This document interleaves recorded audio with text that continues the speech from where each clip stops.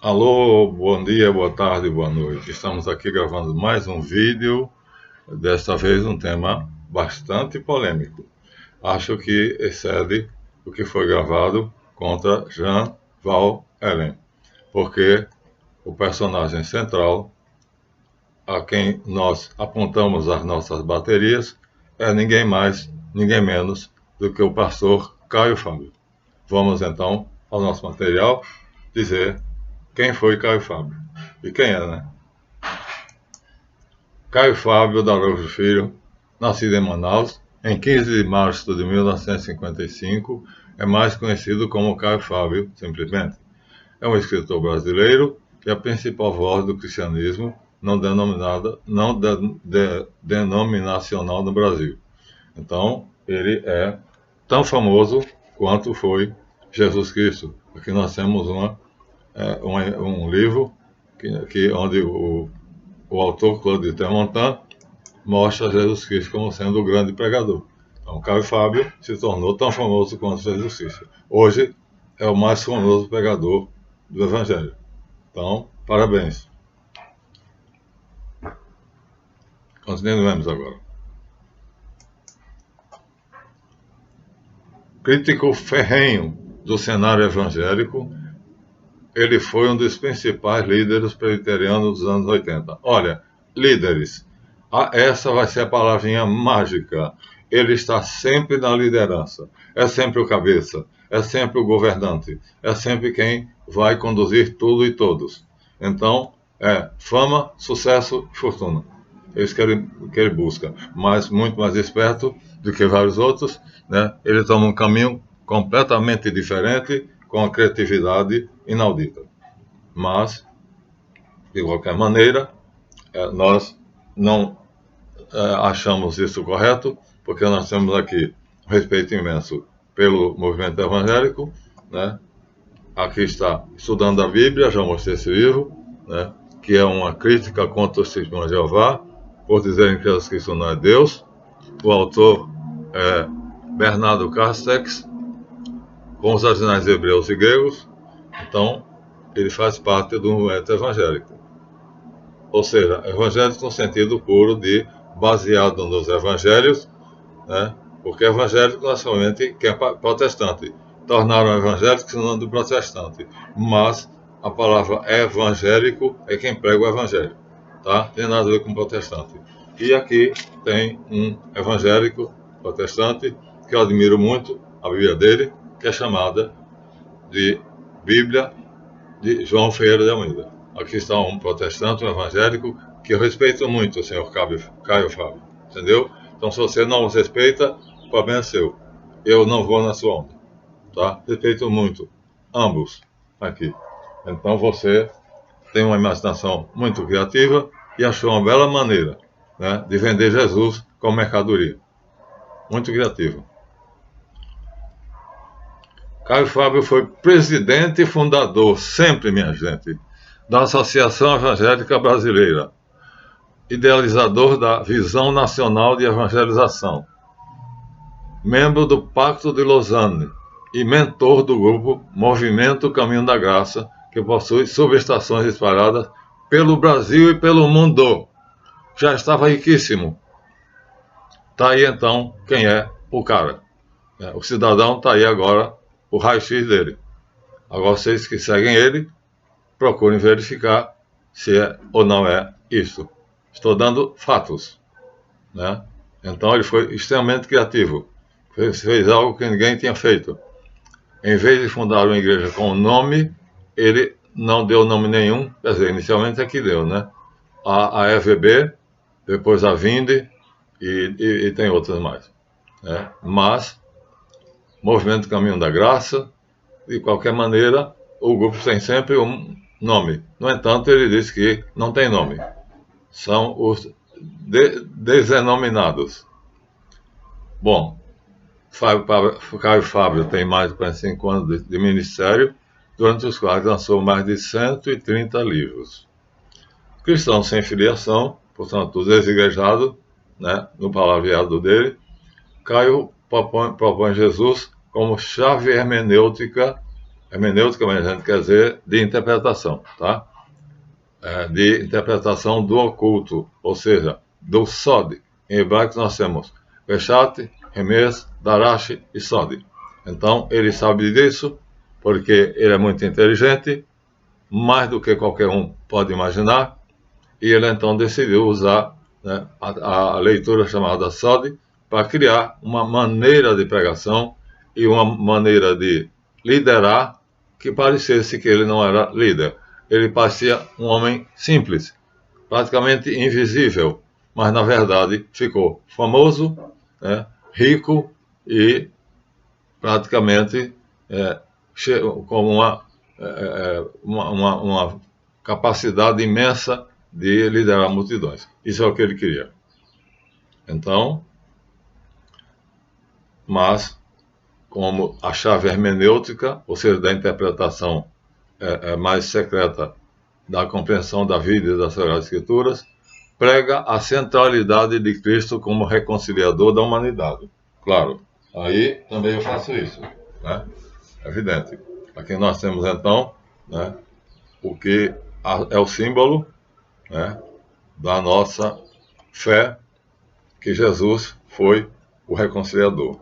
Ou seja, ele nos redimiu e nós de criatura nos tornamos filhos. Então aí, Caio, você e eu estamos de acordo, né? Então temos que centralizar a nossa pregação, o nosso anúncio do Evangelho na figura de Jesus Cristo. Aí estamos juntos. Estou contigo.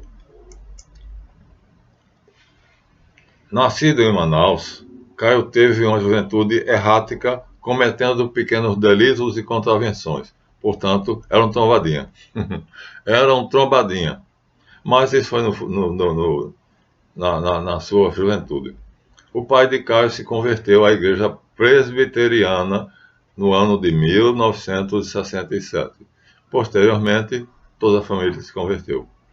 Após tornar-se cristão, Caio Fábio foi ordenado ao ministério em 10 de janeiro de 1971. Agora diz, após tornar-se cristão. Aqui adiante está dizendo o quê? Se batizou apenas em 1973. Ora, como é que eu posso me tornar cristão sem receber o batismo? Segundo Bernard Bateman, que é o maior teólogo reconhecido por todos os teólogos, aqui no livro Sacramentos, Teologia Dogmática, especificamente Sacramentos, né, e Escatologia.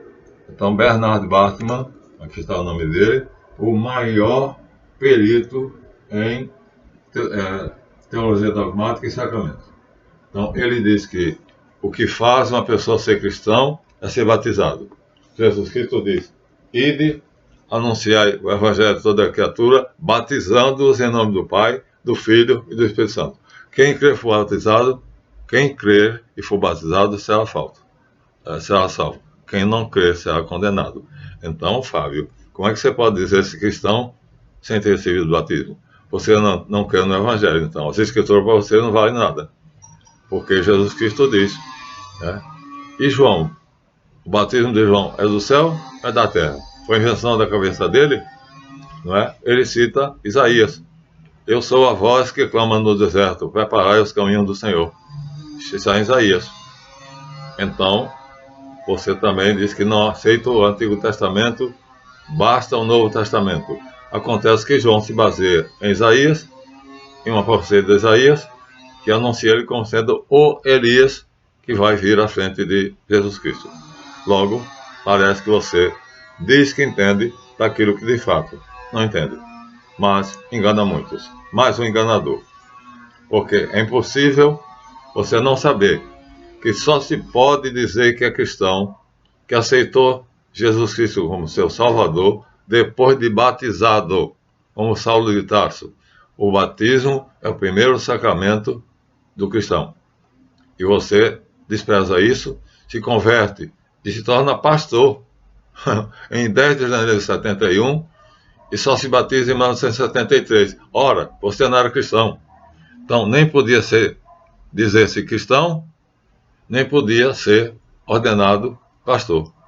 Então, a sua vida é uma confusão, Existe um chinês famoso chamado Confúcio, que, de brincadeira, um humorista chama de Confuso.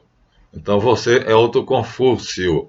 Kung Fu Seu, em chinês, na verdade foi traduzido por Confúcio, mas de brincadeira a gente diz que era confuso. Então, meu querido Confuso, né, você não sabe o que é os sacramentos, você não sabe que o batismo é o primeiro sacramento da iniciação cristã, que o cristianismo é uma sociedade que tem normas e entre essas normas estão os sacramentos, que não vamos discutir aqui os demais, mas o batismo, e o sacerdócio são aceitos por todas as igrejas. Mas como você é desigrejado, não sai desigrejado como refuta e, vamos dizer assim, despreza completamente a doutrina do Evangelho, dizendo que vai pregar o Evangelho. Vai fazer Jesus foi batizado. Jesus foi até o Rio Jordão para ser batizado por quem? Pelo seu primo João Batista. E você achou que é disso aí? Gostaria que você me dissesse cara a cara. E disse, o batismo do João então não valia nada? Jesus sai de lá da Galiléia, de Manaus, e vai lá para Jerusalém, que equivaleria ao quê? A Goiás, e para ser batizado. E você achou que o batismo não valia nada. Por quê? Você disse que era cristão em 1971, mas só se batizou em 1973. E, olha, antes disso, recebeu a ordenação como ministro da sua, no caso, Igreja Presbiteriana. Então, assim, em 1977, foi ordenado pastor. Então, e aí, realmente, agora sim, agora ele chega ao máximo. Agora vai ser ordenado pastor e vai ser o cara, né? Ou seja, como pastor, ele vai ter agora a permissão para poder fazer a pregação exatamente como ele achou que devia ser. Então, vai começar o seu programa, né, nacional de pregação. Mas acontece que ele foi, então, ordenado pastor presbiteriano aos 22 anos. Aí eu te perguntaria, ora, você não sabe da tradição apostólica? Vou ler para você. Era por imposição das mãos e tinha que ser discípulo de Jesus Cristo em linha direta. Aqui nós temos uma carta de São Paulo a Timóteo, 1 Timóteo, capítulo 4, versículo de 13 até 15.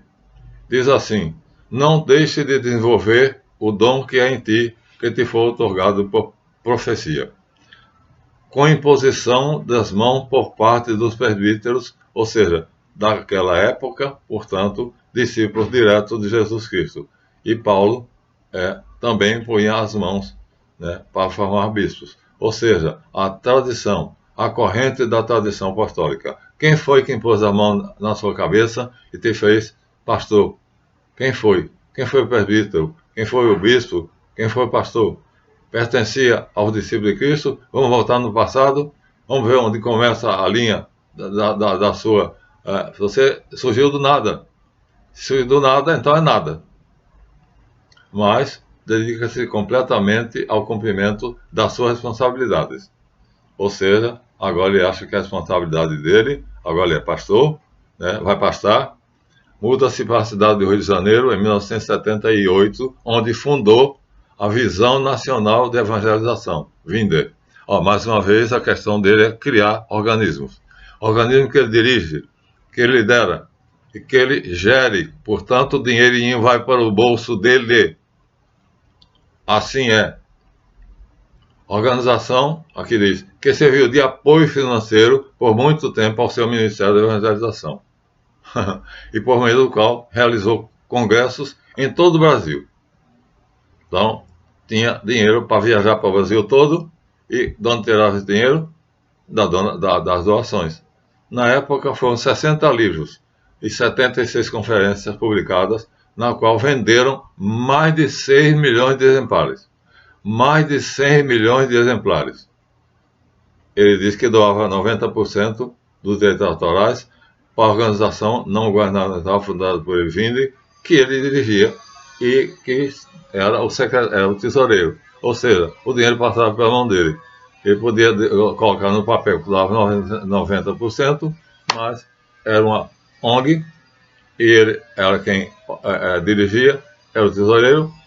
Ele disse que dava isso. Eu queria ver a declaração de imposto de renda da Receita Federal. Agora, a ciência evangélica. Vivenciou a efervescência cristã durante os anos 80, momento no qual já era um protetor, um preletor requisitado, participando de muitos congressos evangélicos. Aqui ele ainda não tinha abominado do movimento evangélico. Como o Congresso Ibero-Americano de Missões, em 1986. Ora, meu Deus do céu, o cara tinha dinheiro para cacique, porque ele vai participar do Congresso Ibero-Americano. Ibero é da Ibéria, Portugal e Espanha. E americano, ou seja, reúne a nação espanhola, a nação portuguesa e os países da América. Portanto, é preciso ter dinheiro para fazer uma coisa dessas. E não é pouco, é muito. Continuemos. Em dezembro de 1988, retirou-se do Brasil para estudar nos Estados Unidos, retornando após ter participado do Congresso de Evangelismo da União Soviética em 1990. Mais uma vez, eu não tenho dinheiro nem para ir para o Espírito Santo. E você foi para os Estados Unidos, depois foi para um congresso na União Soviética de evangélicos, então você tem muita grana, né, cara? E como? Enganando os tolos. Como todos os grandes pastores fazem, né? Só que você foi extremamente criativo, né? Você inventou um tipo, né, de igreja, né, que você diz que é dos desigrejados, mas a sua comunidade não deixa de ser uma igreja, o que é contraditório, paradoxal e absolutamente incompreensível. Após o plano Collor, em julho de 1990, encontrou outro cenário religioso quando voltou ao Brasil. Ali estavam experimentando o neopentecostalismo, comandado especialmente pela TV Record e pelas rádios da Igreja Universal. Record e Universal. Ou seja, ambas dirigidas por pessoas corruptas. E aí eu vou citar o que a minha sábia e velha avó dizia: diga-me com quem tu andas e eu te direi quem é. Então, se ele estava com os pastores da TV Record e pelas rádios da Igreja Universal, então ele estava em má companhia. Então, se você está em má companhia, né, e para mim, antes só do que mal acompanhado. Então, para você não. Antes mal acompanhado do que só, como dizia lá no Carlos. Na época, Caio encontrou-se novamente com os amigos. Agora decidiu se reconciliar. Então, agora que tem muito dinheiro, os amigos que eram evangélicos, então propuseram uma nova unidade cristã. Agora ele vai lutar pela unidade. Ele primeiro é dissidente, agora vai criar, de novo, criando, é sempre ele, é o criador, é o fundador, é o líder, é o governante.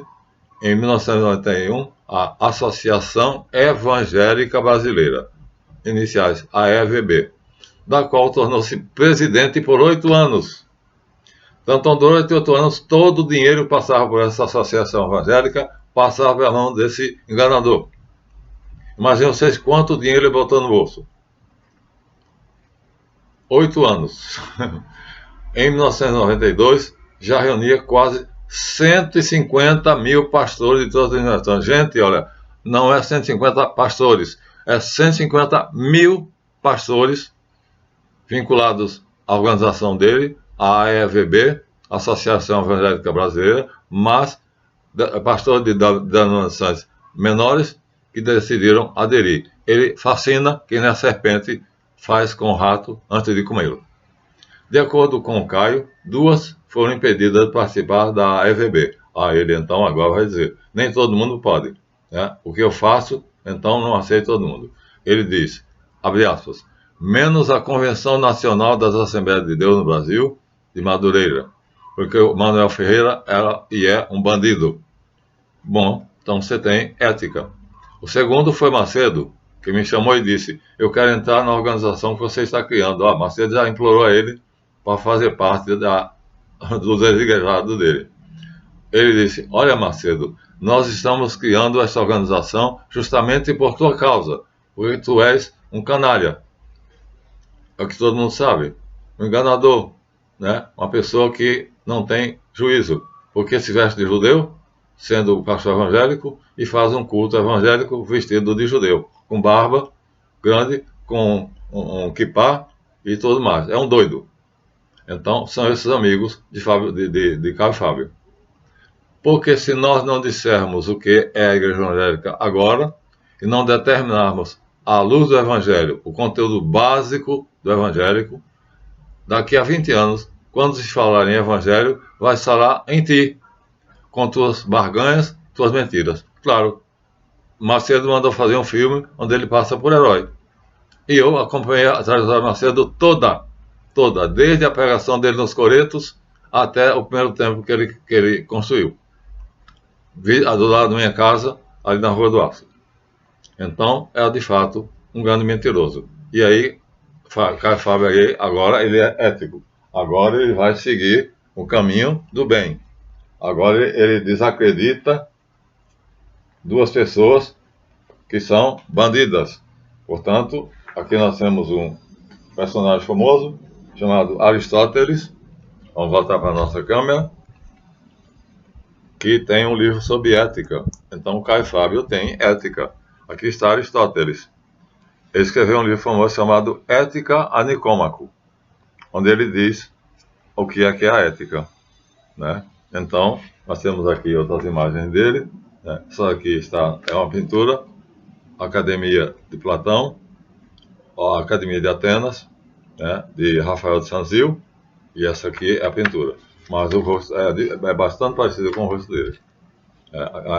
O Rafael Sanzio teve o cuidado de ver o busto de Aristóteles nos fazer. Ética a Nicômaco. Você encontra em qualquer boa livraria.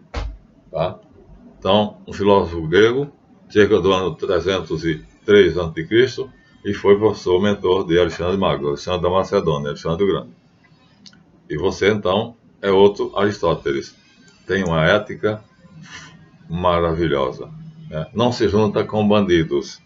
Não se junta com Macedo, não se junta com Malafaia, não se junta com quem você falou lá, o outro lá, Manuel Ferreira, que era um bandido. Muito bem, e você era o quê? O que é que nós podemos supor que você era? É um supositório, né? Então, o livro de Aristóteles, Ética a Nicômaco, está em qualquer boa livraria, tá? Principalmente na Amazônia. Em novembro de 1998, foi denunciado, agora vai começar, a antiética, né? Novembro é o mês, o ano é 1998. A denúncia é de que foi o principal corretor de negociações ilícitas envolvendo os documentos do assim chamado dossiê Caimã, no qual supostamente mostrava a existência de contas e empresas secretas do presidente da República, Fernando Henrique Cardoso, e outros políticos do Partido da Social Democracia Brasileira, PSDB. Então, aí ele faz uma denúncia, e nessa denúncia, então, ele envolve o então presidente da República, FHC, e outros corruptos. Mas dizendo que eles tinham dinheiro roubado e depositado nas Ilhas Caimã. Mas parte dos papéis que foi divulgado pela imprensa foi considerado apócrifo, ou seja, não é verdade. Com negação dos envolvidos, ou seja, os próprios acusados, inocentaram eles, disseram que não tinham jamais depositado dinheiro ali. É claro, né? Eram bandidos, ladrões, e aí era conveniente ficar do lado dele. Ou seja, se eu tenho meu acusador como meu amigo, ele aí vai tirar a acusação. Mas não adiantou. Então, mesmo com a negação dos envolvidos, o que levou até a Polícia Federal do Brasil a pedir informações ao governo do Reino Unido. Caio Fábio teve a vida revirada pela Polícia Federal. Foi acusado de calúnia como um dos participantes. Portanto, ele não somente ele denunciou aqueles que faziam transações ilícitas, mas foi denunciado pela Polícia Federal, depois de feita a investigação, como participante. E em novembro de 2011 foi condenado em primeira instância pela Justiça Eleitoral a 4 anos de prisão. 4 anos de prisão, condenado. Apesar de ter sido inocentado nos depoimentos das vítimas do dossiê, claro, Caimã, inclusive pelo próprio ex-presidente da República, Fernando Henrique Cardoso, e do seu secretário advisório.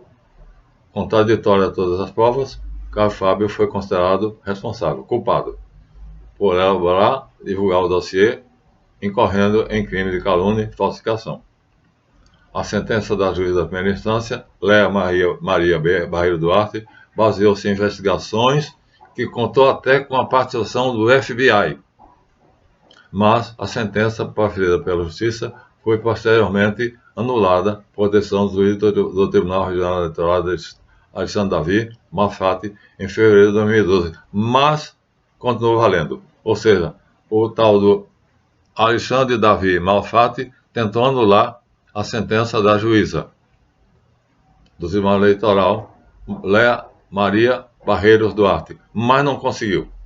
Não conseguiu por quê? Porque no dia 24 de maio de 2017, o pastor, entre aspas, que passa, Caio Fábio, foi encaminhado à prisão como parte do cumprimento da sentença exferida pela Justiça Eleitoral em 2011, pela juíza, e depois confirmada em instâncias superiores. Portanto, foi investigado, foi confirmado, o FBI veio até aqui para fazer uma investigação muito mais perita, com muito mais acuro, e ele então foi confirmada a decisão da juíza Léa. E assim, o dossiê Caimã era verdadeiro e ele foi preso, foi encaminhado à prisão para cumprir 4 anos de prisão, mas foi liberado após 4 dias. Então, já tinha muita influência e tinha amigos. Bom, a nossa próxima, agora, segunda parte, vai ser em outro vídeo. Caio Fábio se torna capitalista, claro, né? Sabendo como ganhar o dinheiro, iludindo o povo, como todos os grandes pastores fazem. Então, ele agora sabe como ganhar dinheiro. Ele é criativo, faz algo completamente diferente dos outros, né? Então, ele inventa uma palavra que não é dicionarizada, né? É um neologismo, desigrejados, mas ele funda uma porção de igrejas. Só não dá o nome de igrejas, né? Dá outros nomes. ONGs, organização não governamental, mas são congregações. E daí ele tira um dinheirinho bom, porque ele viaja para onde ele quer. Vai para congressos nos Estados Unidos, vai para congressos na Rússia, vai participar do Congresso Ibero-Americano, não sei em que lugar foi, mas reunia representantes da Espanha, de Portugal e dos principais países da América. Ou seja, do Canadá até a Argentina. Então, Caio Fábio, defenda-se. Faz um vídeo defendendo-se. Ou, se quiser, vamos bater um papo. Eu adoraria. Minha gente, deem o seu like, se gostaram do vídeo, né? E levem em conta que o que eu disse tudo é documento. E não se esqueçam, nós temos 2 livros na plataforma da Hotmart. Um é chamado A Jornada Arquetípica e o outro é chamado Tarô Divinatório. Vamos colocar logo mais um. É que eu tenho 3. Estou decidindo qual dos eu vou colocar. Um é de alquimia, outro é História Política da Cristandade e outro é Cabala Cristã. Qual deles eu vou colocar? Vou decidir ainda. Tá bom? Então, deem o seu like, né? Sente o dedo, me faça o favor, porque aí eu terei mais moral diante do YouTube. A plataforma vai recomendar o meu canal e eu vou receber mais um pouquinho porque o YouTube paga muito mal. Na verdade, o que faz é divulgar o meu nome e eu ter alunos. Alunos que eu cobro R$ 50 por aula ou 250 por mês, né? Quando querem dar mais, dão porque querem. Mas esse é o preço normal. Há quem dê mais, porque acha injusto uma aula minha eu cobrar R$ 50 por aula. Então são 4 aulas mensais, portanto uma semanal, 50, 100, 150, 200. Mas há pessoas que pagam somente 100, pessoas que pagam somente 50 e há pessoas que pagam mais. Então, Caio Fábio, eu sei o que estou falando. Agora, defenda-se. Vai. Eu estou te acusando. Defenda-se. E quanto a vocês, meus amigos, até a próxima. E tem mais, viu? Vamos decidir se a gente continua falando o resto. Tem o resto. E o resto é muito interessante. Até lá.